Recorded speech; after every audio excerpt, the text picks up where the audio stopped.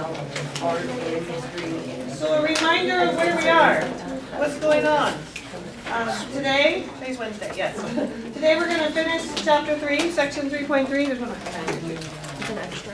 Oh, extra, thank you. Today we're going to finish 3.3. We're going to finish that lecture, and then that'll take us about half of the class, and then the entire second half is for us to review. And how you want to review and what you worked on is completely up to you, which is when we'll discuss this list over here. So the plan right now is to finish section 3.3, and then we'll take a break, and then we'll get to work with a variety of options. Questions about where we are, what's going on? Those of you who still haven't paid for your permanent access, there's quite a few of you. I sent out a group email to everyone because there were so many I couldn't handpick you all. If you're still not sure how to do that, make sure you ask me sooner than later, because the longer you don't log in, the longer you take to log in, the more homework assignments you're missing. And I can't access and do anything without you having access either. So we'll talk about that during the break if you need to. All right, 3.3, page 30. We're going to talk about percentiles. Percentiles, down there near the bottom. It says the location within the ordered data that divides the data into groups. Make sure you see what it says about P30. P30 has about 30% of the data below it. P95 has 95% of the data below it. You guys remember those tests you took in elementary school? They keep changing their names. The STAR test, the something else. I don't know, they still called STAR? They keep changing their names. They still STAR? They keep changing their names. I never remember what they are. They even had them back when I was a kid, back in the dark ages. And you'd get this little report later. Actually, they handed you the report. And it would say that you scored in the 74th percentile for reading. And it would say, and of course for me, it would say, you scored in the 95th percentile for math. What does that mean? Anybody know? If I scored in the 74th percentile for reading, yes. The top 74%. Top 74%? 74% is below you. 74% is below me. See, it's different than what you said first. So if I'm reading at the 74th percentile, that means 74% of my classmates have scores lower than mine. But that also means 26 are higher than me, right? But I mean, so you want a higher percentage. So of course I always wanted my math score to be higher. So if my math score was a 95th percentile, it's not that I got a 95 on the test, it's that I scored higher than 95% of my classmates. So a percentile is always what percent is lower. That's what it says there when it describes P30. So we're going to start talking about percentiles. This is the list that you have there. I just wanted to recreate it so I can point at it. So these are some weights of boxes from some granola bars in ounces. And the first question is find P50. In words, what is P50 looking for? 50th percentile, which means it's the number that has Right above 50% 2%. below it. So 50% of these numbers have to be below the number I'm looking for. 50% is another name for, The median. well, that's what we're actually getting to. But when we say I want 50%, how else do I, half, right? So we want half of these numbers to be below it. How many numbers do I have here? Maybe we should count them. 24? She already counted them. 1, 2, 3, 4, 5, 6, 7, 8, 9, 10, 11, 12 times 2. There's 24 on my list. So what's half of 24? 12. 12. So I want 12 of my numbers to be below my answer. If I was going to cut this list in half, they're in order, by the way. Notice that they're already in order. They have to be in order to even begin talking about this. They have to be in order. Do you agree that if I just draw this line right here, pretend it's a line, if I draw that squiggle right there, that cuts it in half? So this is the end of the first half and the beginning of the second half. What's exactly halfway in between those? 7.65 she's saying up here. How's she getting that? Between Between the 7.6. Halfway between 7.6 and between 7.6 and 7.7. So we're just finding halfway between them.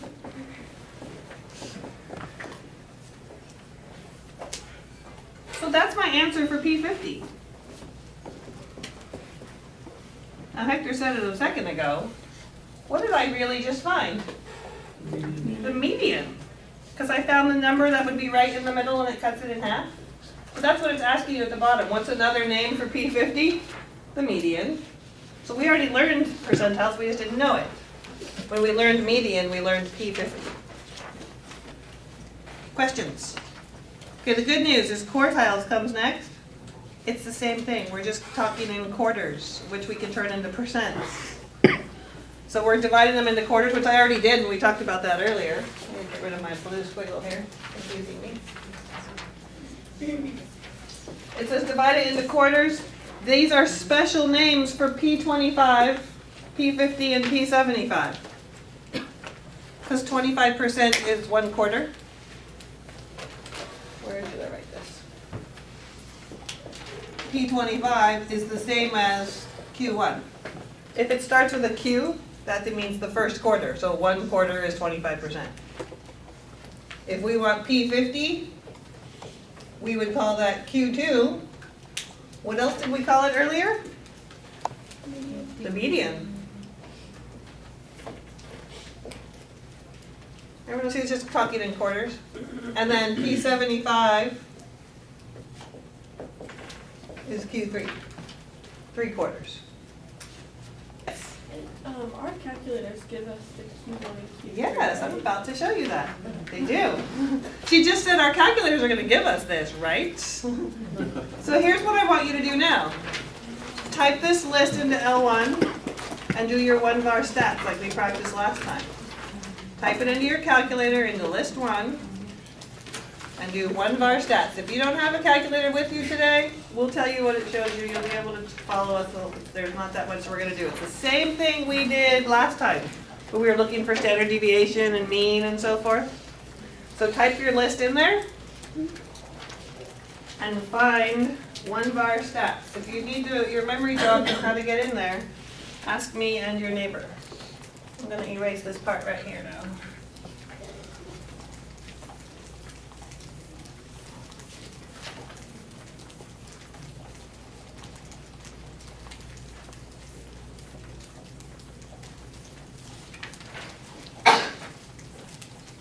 All this little clicky sound you hear people typing their calculators, that's what it's going to sound like when we take our tests on Wednesday. Ready? Click, click, click, clicking.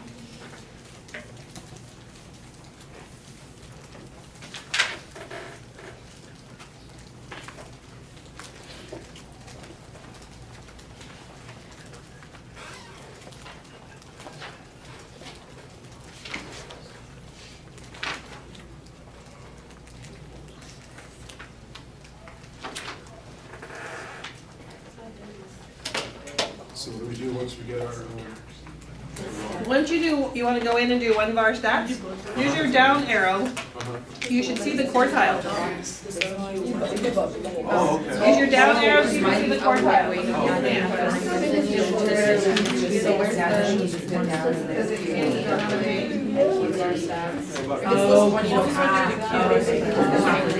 Right, so it does show you Q2. It does. So Lexi asked a good question. She says it doesn't show me Q2. But does it? Her question was, it doesn't show me Q2. Q1 though. But it does, I said it does It's show the you median. Q2. It's the median, right? Is that what you're saying, Liam? That's the median. So that's making sure you know these things, right? I saw another hand. Was that yours, Kirsty? Yeah, so it's only gonna ask us for Q1, Q2, and Q3, right? Not like Q16 or anything. Right, because we're talking about quarters. You Okay, only have just 1, making 2, sure. 3, or 4 quarters, right?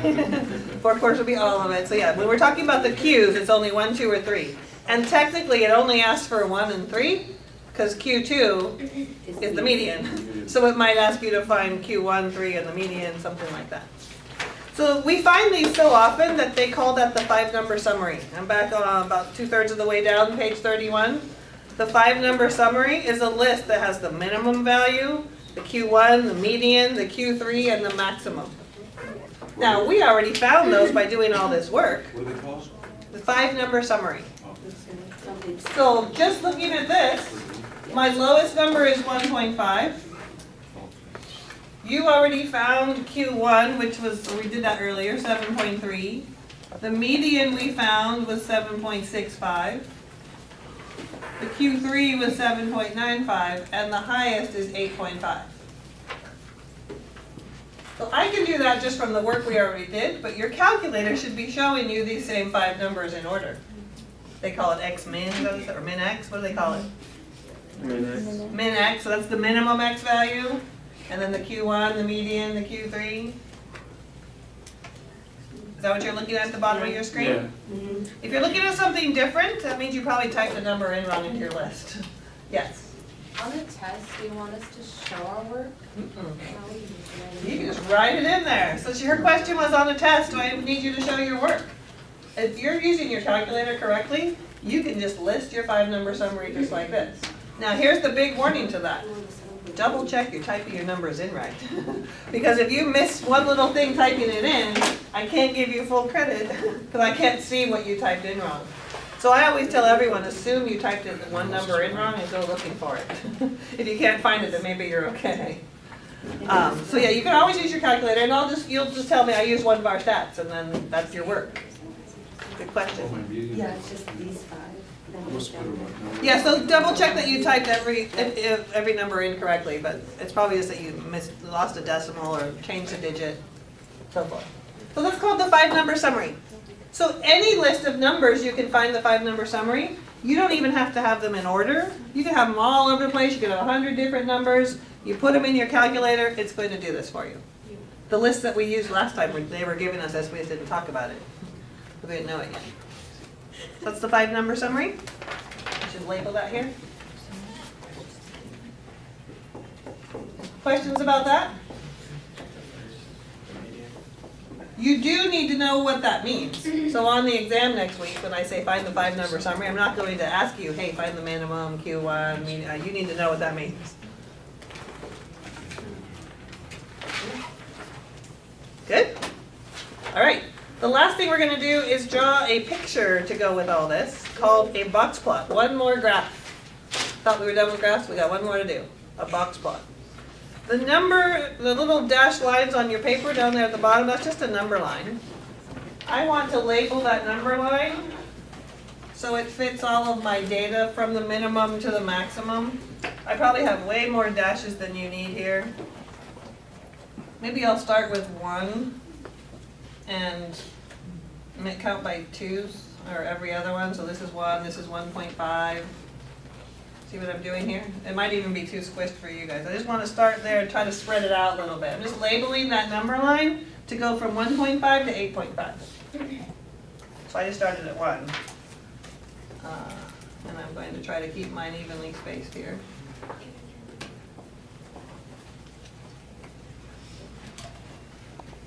I think it'll work if we do it that way.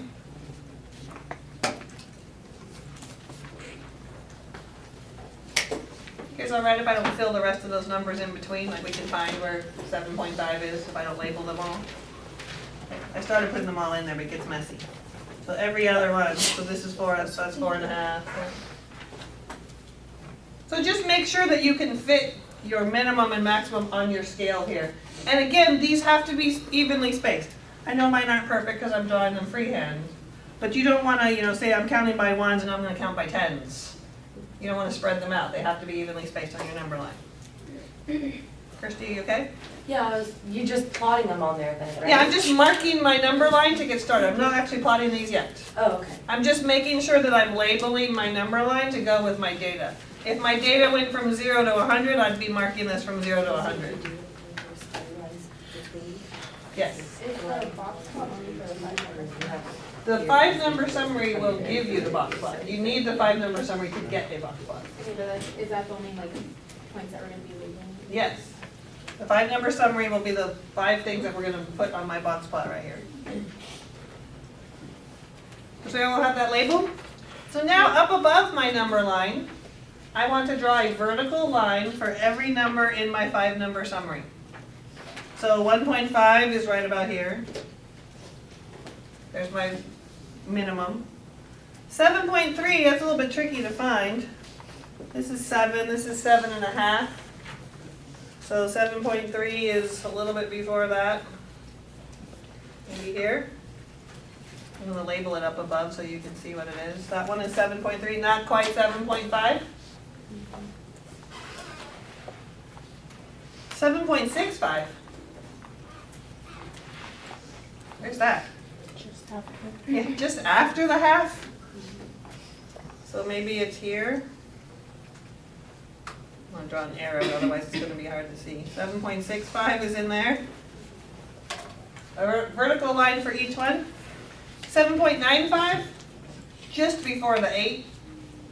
Right, just barely before the 8. See if I can squeeze that in there.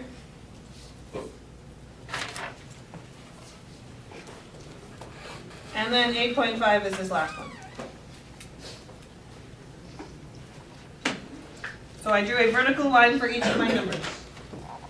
Exactly what it should be over the number line. Okay with that? We're almost done with our box plot.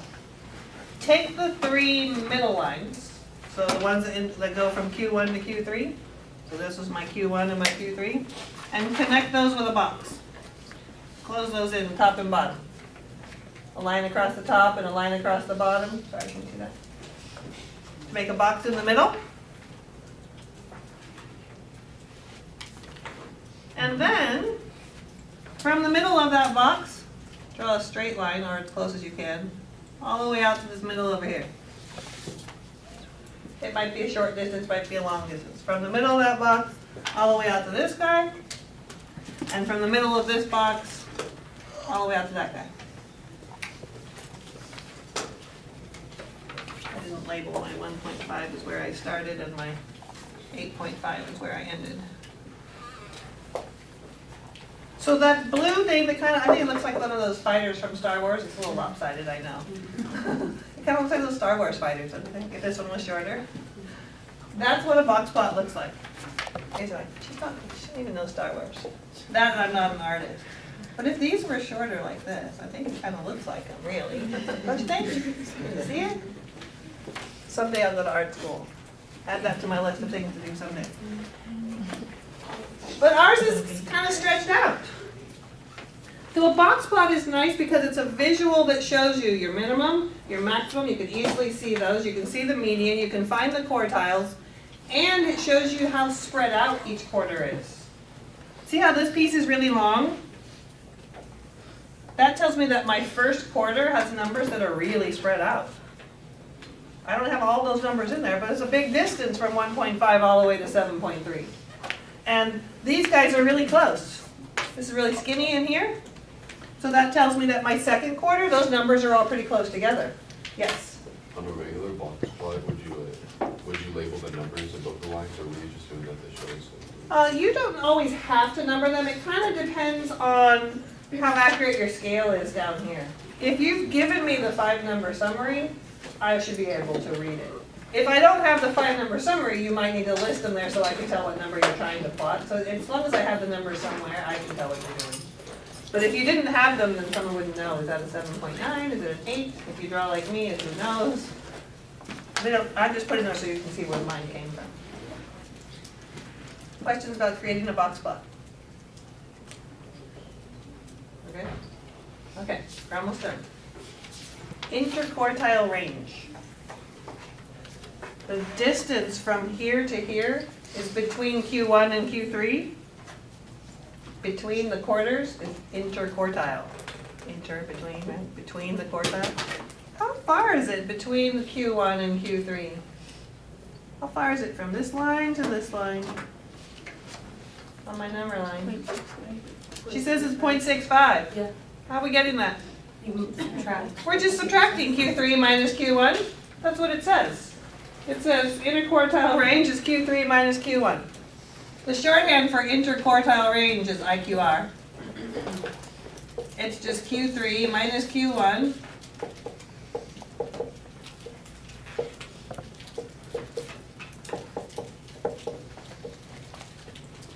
.65.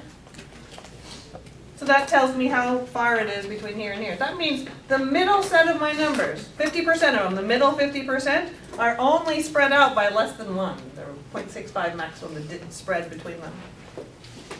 So that's the interquartile range. And we had a problem last week about, is there an outlier, yes or no? And I told some of you, I'll explain later a specific way to decide if something's an outlier. Last time we just said if it's far enough away, it looks like an outlier.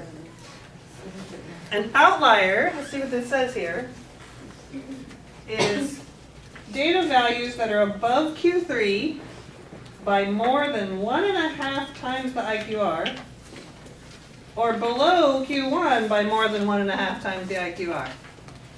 What the heck does that mean? First off, do you agree it says 1.5 times the IQR? Yeah. So let's figure out what that is. What is 1.5 times my IQR? That's 1.5 times 0.65. I need someone to help me out there. 0.975. Tell me again. 0.975. 0.975? Yep. You agree with her? Almost 1, not quite. 0.975. So almost 1. So that means, here's the top of my third quarter. Anything that's more than 0.975 above that. 0.975 is almost 1, so it's roughly this distance. Anything past my finger here, past Q3 by that distance, would be an outlier. Or before Q1 by that same distance would be an outlier. I'm going to actually mark those on here. Above Q3 or below Q1. So if someone says, to explain to me what would be an outlier, what would be an outlier, the answer would be any numbers above this or below that. Let's talk about how we'd find them. Outliers are Q3 plus your 1.5 times your IQR. That's the high cutoff point. Above this, that's a B, above this. Or below Q1 minus your 1.5 IQR. Looks scary, I know, just scary symbols. In this case, Q3 was 7.95. I'm going to add the 1.5 IQR that we just found. 0.975. Tell me what we get there. I can't add that in my head. 8.95. 8.95? 8.925. Thank you. 8.925? Yeah. And over here, I'm going to take Q1, which was 7.3, and subtract that 0.975. 6.325. 6 point what? 325. 6.325? We agree? So what we're saying is that anything above this number or below that number is an outlier. A visual on my graph here, 8.925, that's about here. I'll draw a little vertical line here. Here's the cutoff here. Any numbers above that would be an outlier. Do I have anything higher than 8.925? My graph doesn't go past it, and my highest was 8.5. So I don't have any high outliers. But the other one, 6.325, that's roughly here.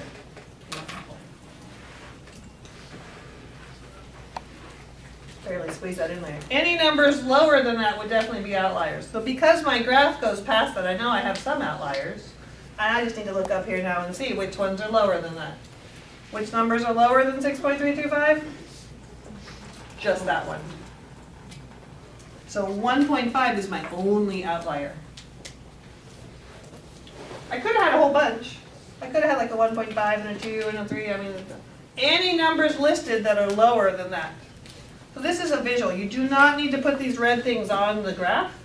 I like to put them there just so you have a visual of that's how far out you go before you become an outlier. But really, you just need to have these cutoffs above this or below that. We agree that's my only outlier? Remember, these were boxes of granola bars. What do you think happened with that box? All of them were like 6.6 ounces, 8 ounces. What'd you say? You gotta eat real quick. Yeah, maybe someone opened it, maybe there's mice in the shop, who knows, right? Maybe the thing that fills it was malfunctioning. Something's different about that box of granola bars. It's an outlier, it's not like the other one.